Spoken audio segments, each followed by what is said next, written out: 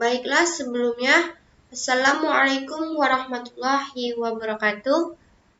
Yang terhormat Ibu Novitasari, SPTM Biotek. Baiklah, sebelumnya, perkenalkan, nama saya Ita Permatasari dengan NIM 1930801020 dari Prodi Biologi Fakultas Sains dan Teknologi UIN Raden Fatah Palembang. Baiklah, di sini saya akan menjelaskan sedikit tentang penyakit tanaman akibat virus, yang mana teori ini diambil dari mata kuliah fitopatologi.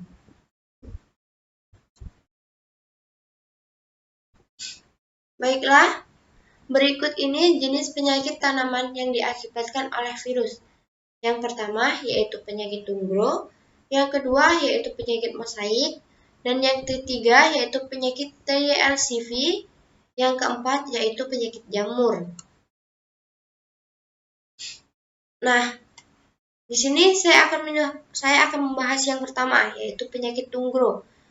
Penyakit tunggro yang berasal dari famili Colimofirida dapat menyerang tanaman padi yang menyebabkan sel-sel daun mati sehingga pertumbuhan terganggu dan kerdil. Nah, penyebaran virus ini melalui perantara warna coklat dan warna hijau. Hal ini dikarenakan virus tidak mempunyai alat gerak untuk berpindah dari suatu tempat ke tempat lain.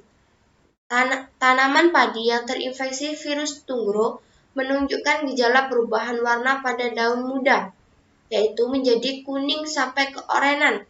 Dan umumnya, perubahan warna daun dimulai dari ujung daun, jumlah anakan sedikit, dan pertumbuhannya terhambat. Berat dan ringannya gejala yang tampak menunjukkan tingkat keparahan penyakit pada tanaman padi yang terinfeksi. Nah, ini gambar dari contoh penyakit tanaman tunggro. Yang kedua yaitu penyakit mosaik. Penyakit mosaik yaitu penyakit mosaik dapat terjadi pada daun tembakau, kacang tanah, pepaya, cabai, tomat, dan kentang. Gejalanya adalah daun menjadi bercak kuning. Penyebaran virus mosaik terjadi melalui perantara serangga.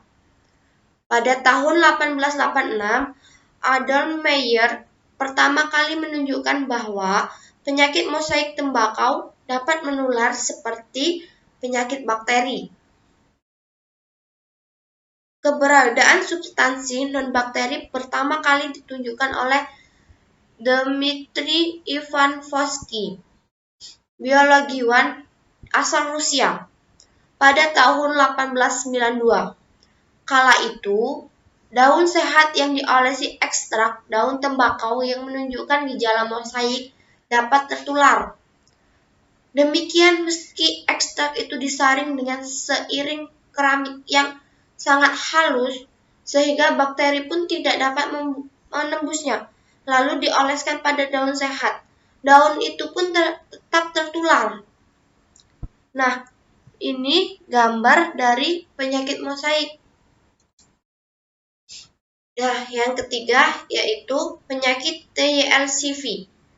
Nah, penyakit TYLCV ini virus yang menyebabkan daun tumbuhan tomat berwarna kuning dan menggulung sehingga menurunkan hasil panen. Nah, virus keriting daun kuning tomat ini sudah banyak dilaporkan mengakibatkan kehilangan hasil yang cukup besar pada berbagai komoditas sayuran di banyak negara tropis dan subtropis di seluruh dunia. Di Indonesia, serangan penyakit daun keriting kuning yang terjadi terutama pada tanaman cabai dan tomat sudah dirasakan sejak tahun 2005. Di Sleman, Yogyakarta, dan Magelang, Jawa Tengah. Contohnya, tingkat infeksi TYLCV ini diestimasi berkisar antara 20 hingga 100%.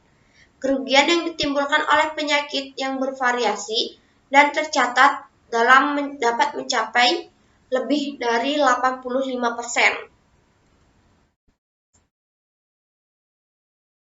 Yang selanjutnya yaitu penyakit jamur.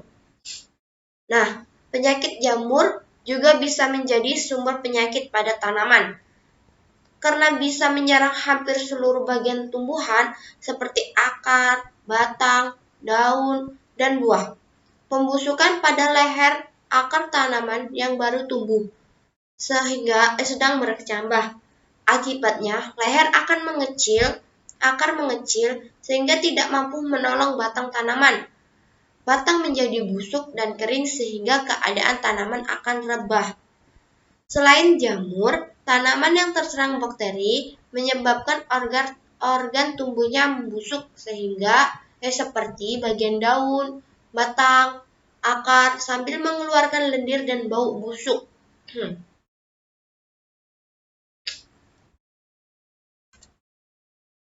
Nah, sebelumnya apa sih penyakit tanaman akibat virus ini? Nah, di sini saya akan membahas apa sih virus tumbuhan ini. Virus tumbuhan adalah virus yang menginfeksi tumbuhan, seperti virus lainnya. Susunan kimia dan struktur fisik virus tumbuhan sangat sederhana, hanya terdiri dari asam nukleat dan protein. Virus tumbuhan berbeda dengan patogen tumbuhan lainnya. Perbedaan tersebut terdapat pada metode infeksi, translokasi di dalam inang, perbanyakan diri, penyebaran, dan gejala yang dihasilkan pada inang. Nah, selanjutnya saya akan membahas tentang sejarah virus tumbuhan. Virus yang menyerang tumbuhan pertama kali ditemukan pada penghabisan masa 100 tahun ke-19 oleh ilmuwan kebangsaan Belanda, yaitu Martinus Beijering dan ilmuwan kebangsaan Rusia, Dmitri Ivanovsky, ketika meneliti penyebab penyakit pada tanaman tembakau.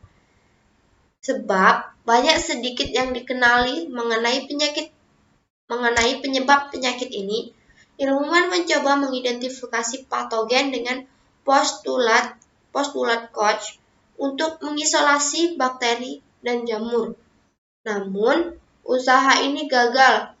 Beijering dan Ivanovsky melakukan pekerjaan secara terpisah dan menyatakan bahwa terdapat kaki tangga yang tidak biasa, menyebabkan penyakit mosaik pada tembakau. Kaki tangan penyebab penyakit tersebut saat ini dikenal dengan virus mosaik tembakau.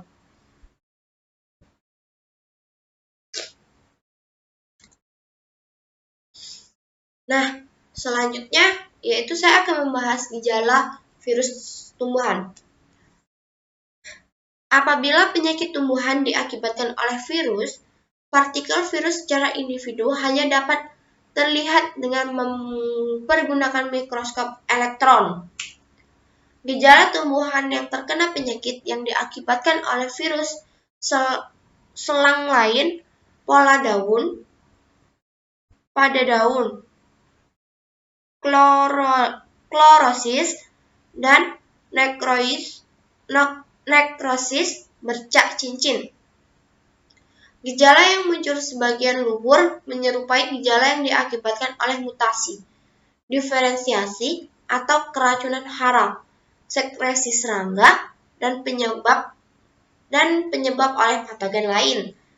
Untuk menentukan bahwa gejala tertentu pada tumbuhan diakibatkan oleh virus, dilakukan penyingkiran setiap probabilitas lain yang menyebabkan penyakit tersebut dan penularan virus dari tumbuhan yang sakit ke tumbuhan sehat dengan cara membubarkan agensia penyebab penyakit yang lain.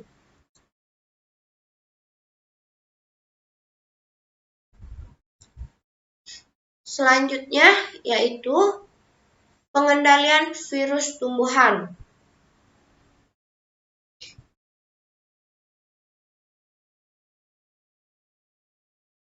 Meskipun hampir tidak berada senyawa antivirus yang dapat menyembuhkan tanaman dari penyakit, dengan pengendalian dapat mencegah tanaman terserang penyakit.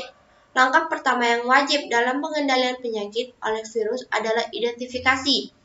Langkah berikutnya tergantung cara infeksi virus pada inang dan bagaimana penularan penyakit, serta bagaimana virus bertahan ketika tidak tumbuh pada inang. Tindakan pencegahan dapat dengan menggunakan benih atau bibit bersertifikat lepas sama sekali virus, sanitasi sumber virus, dan modifikasi teknik budidaya dan pemanenan. Jika virus ditularkan melalui vektor tertentu, pengendalian vektor wajib dilakukan, seperti pada vektor serangga dan nematoda yang dapat dikendalikan dengan insektisida, nematisida, maupun fungisida untuk jamur. Sekian yang bisa saya sampaikan. Apabila ada salah, saya mohon maaf. Kepada Allah saya mohon ampun. Saya akhiri, wabillahi taufiq wal hidayah. Wassalamualaikum warahmatullahi wabarakatuh.